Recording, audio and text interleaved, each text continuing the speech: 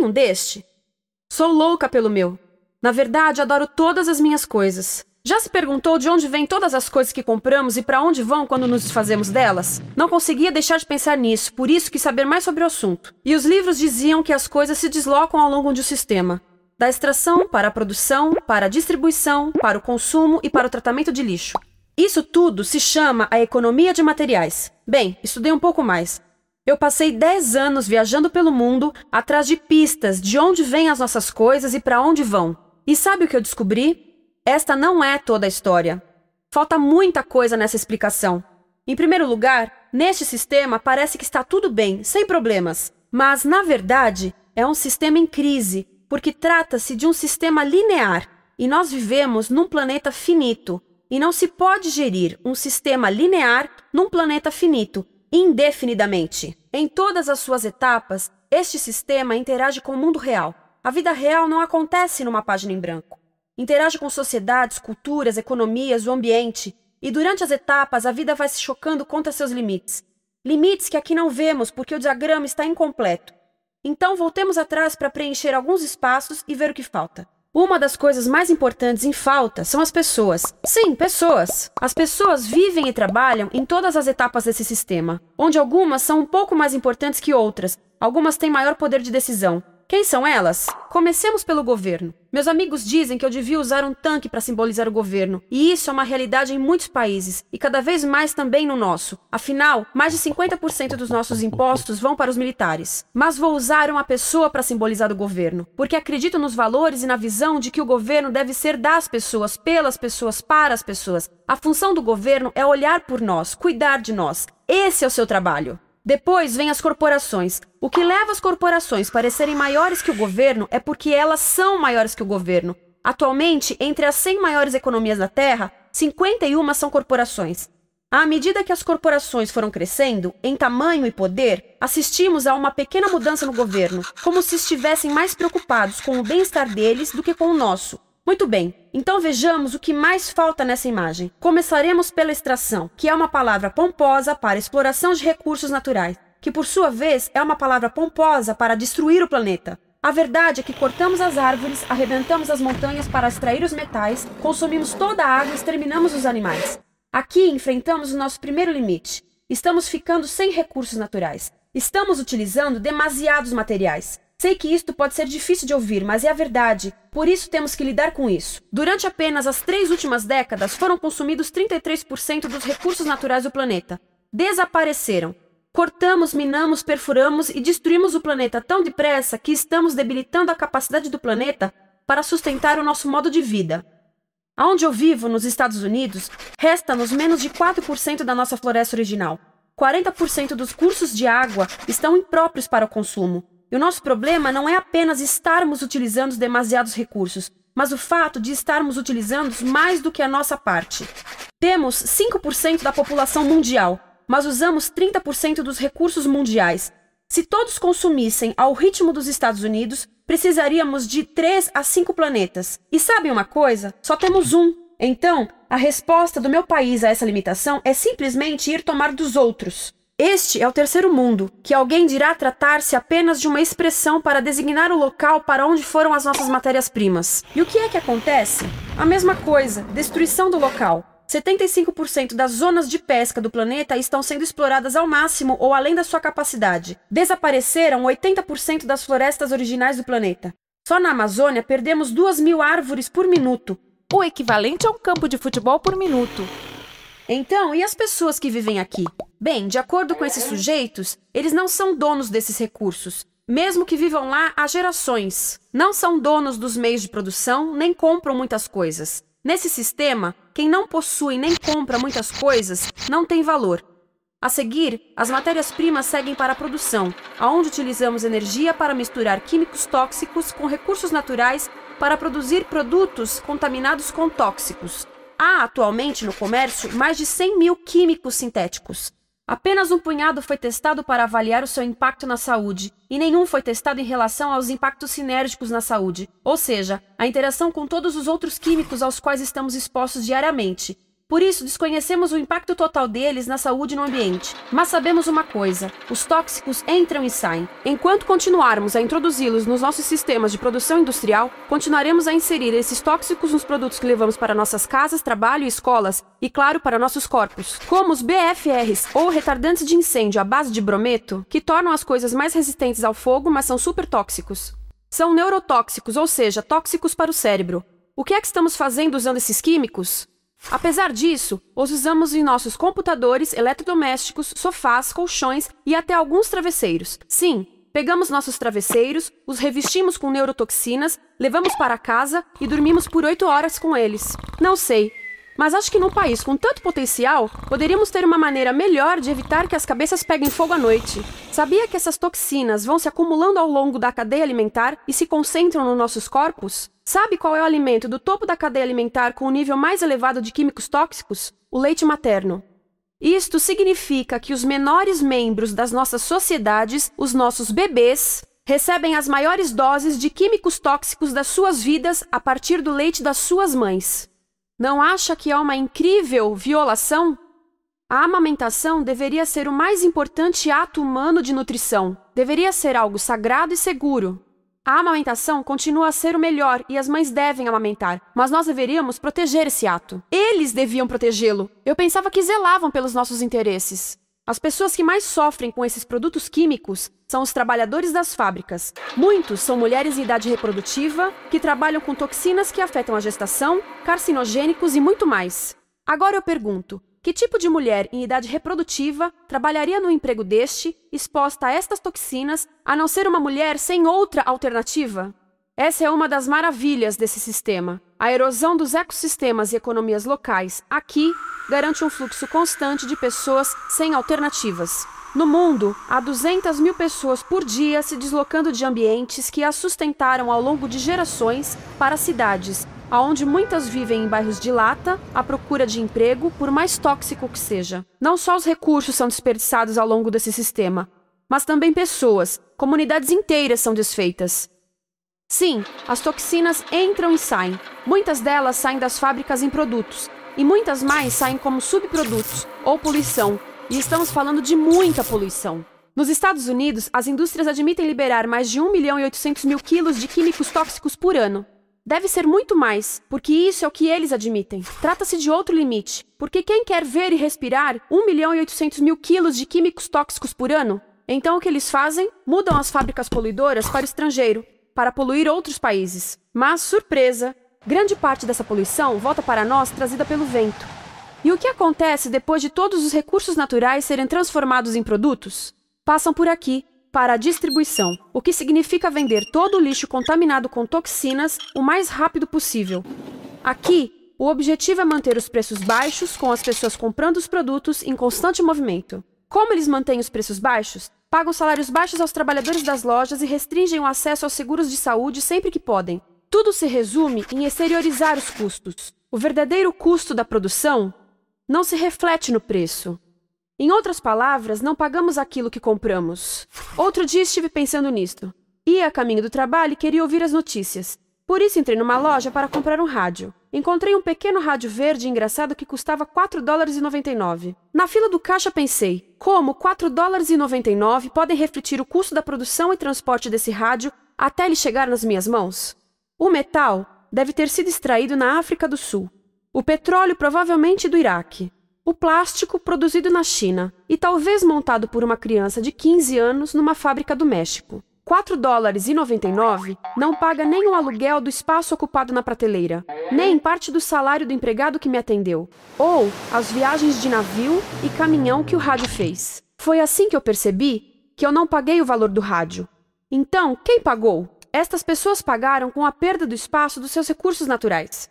Estas pagaram com a perda do ar puro, com o aumento de doenças como asma e câncer. As crianças do Congo pagaram com o seu futuro, pois 30% delas abandonam a escola para trabalhar nas minas de coltan, um metal que usamos em aparelhos eletrônicos baratos e descartáveis. Estas pessoas pagaram por não ter direito ao seguro de saúde.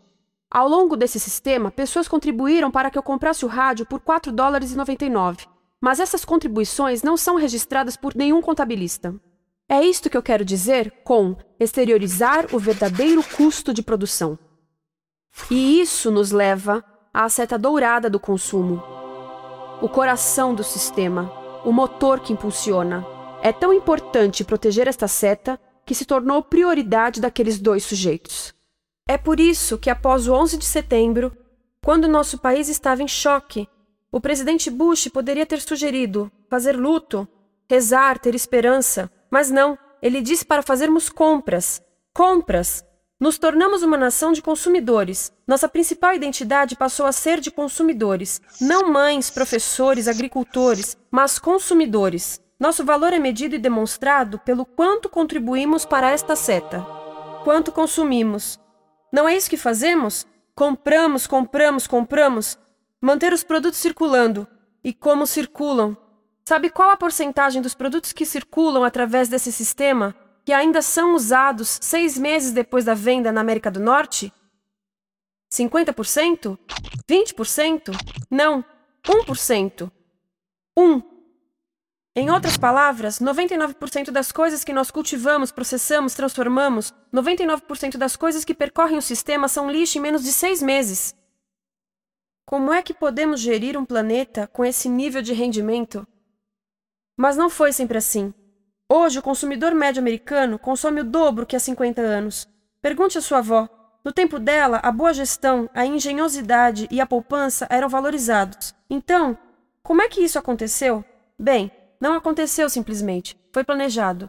Pouco depois da Segunda Guerra Mundial, estes sujeitos estudavam a forma de impulsionar a economia. O analista de vendas Victor Lebow articulou a solução que se tornaria a norma de todo o sistema. Ele disse: a nossa enorme economia produtiva exige que façamos do consumo a nossa forma de vida, que tornemos a compra e uso de bens em rituais, que procuremos a nossa satisfação espiritual, a satisfação do nosso ego no consumo. Precisamos que as coisas sejam consumidas, destruídas, substituídas e descartadas a um ritmo cada vez maior. O conselheiro econômico do presidente Eisenhower disse: o principal objetivo da economia americana é produzir mais bens de consumo. Mais bens de consumo? O nosso principal objetivo?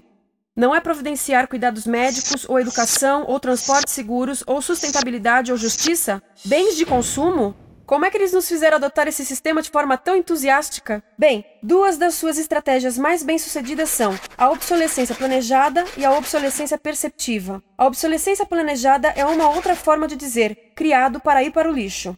Eles fazem as coisas de modo que sejam inúteis tão rápido quanto possível para jogarmos fora e voltarmos a comprar. Isso é óbvio em sacolas ou copos de plástico, mas verifica-se isso em coisas maiores como esfregões, DVDs, máquinas fotográficas, churrasqueiras, quase tudo, até computadores. Já reparou que quando compra um computador, a tecnologia muda tão rápido que em poucos anos se torna quase um impedimento para a comunicação?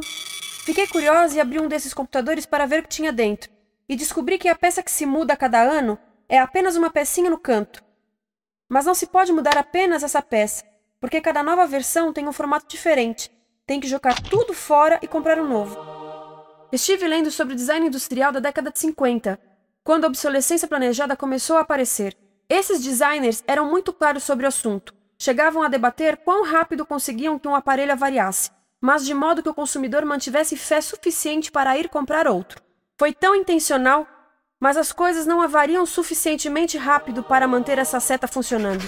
Por isso existe também a obsolescência perceptiva. A obsolescência perceptiva nos convence a jogar fora coisas que ainda são perfeitamente úteis. Como fazem isso?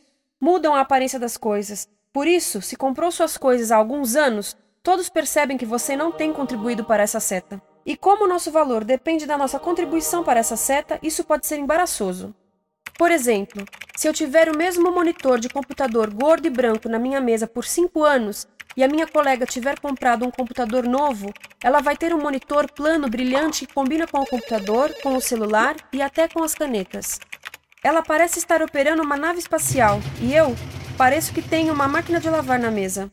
A moda é outro bom exemplo. Já se perguntou por que os saltos dos sapatos das mulheres passam de largos para finos num ano e no próximo de finos para largos? Não é por haver um debate sobre qual deles é mais saudável. É porque usar saltos largos num ano de saltos finos mostra que você não contribuiu recentemente para a seta. Por isso não vale tanto quanto a pessoa com saltos finos ao seu lado, ou em um anúncio. É para comprarmos sapatos novos. A publicidade e a mídia em geral têm um papel importante nisto. Cada um de nós nos Estados Unidos é bombardeado com mais de 3.000 anúncios por dia. Vemos mais publicidade num ano do que as pessoas há 50 anos viam em toda a vida. Qual é o objetivo de um anúncio se não nos fazer infelizes com o que temos?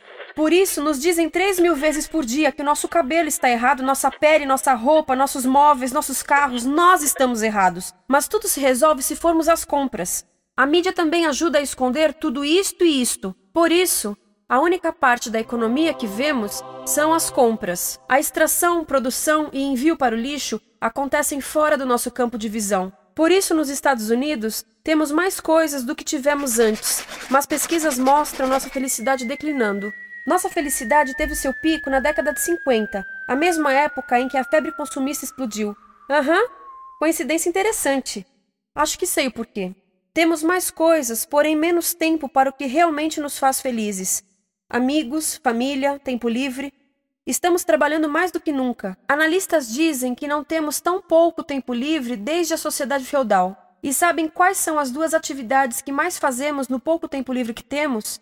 Ver televisão e fazer compras.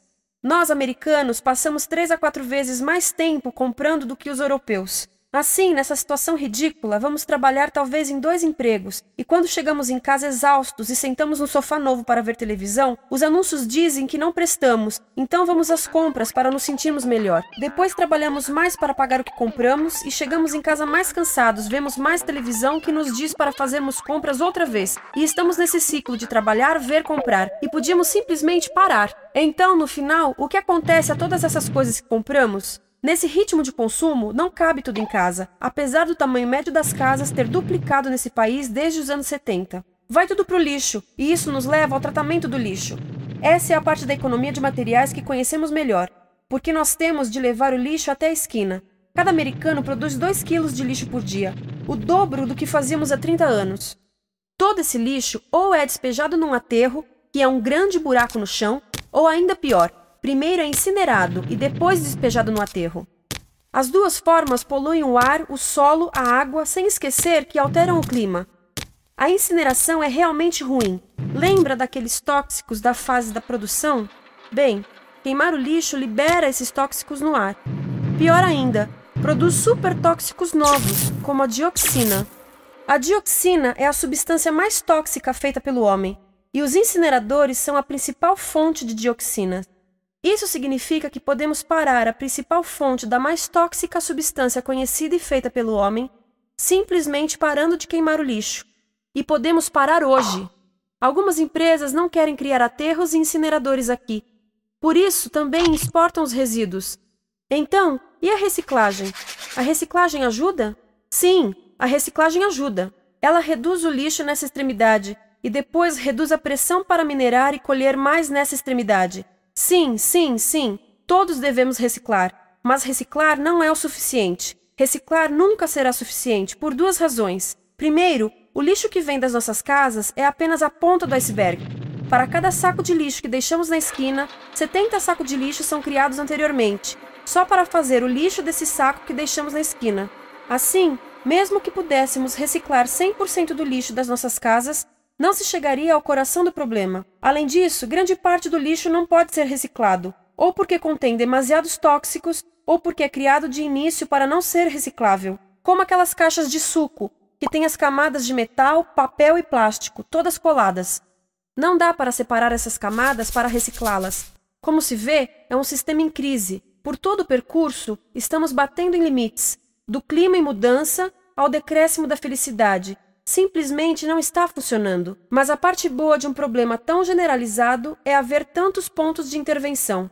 Há pessoas trabalhando aqui salvando florestas, e aqui na produção limpa. Pessoas trabalhando em direitos do trabalho, em comércio justo, em consumo consciente, no bloqueio de aterros e incineradores. E muito importante em recuperar o nosso governo, para que seja realmente pelas pessoas e para as pessoas. Todo esse trabalho é criticamente importante, mas as coisas vão realmente começar a se mover quando enxergarmos as ligações, quando enxergarmos o panorama geral. Quando as pessoas ao longo do sistema se unirem, poderemos reivindicar e transformar esse sistema linear em algo novo, um sistema que não desperdice recursos ou pessoas, porque aquilo de que precisamos nos livrar é da antiga mentalidade de usar e jogar fora. Há uma nova escola de pensamento nesse assunto, e é baseada em sustentabilidade e equidade, química verde, zero resíduos, produção em ciclo fechado, energia renovável, economias locais vivas, já está acontecendo. Há quem diga que é irrealista, idealista, que não pode acontecer. Mas eu digo que quem é irrealista são os que querem continuar pelo velho caminho.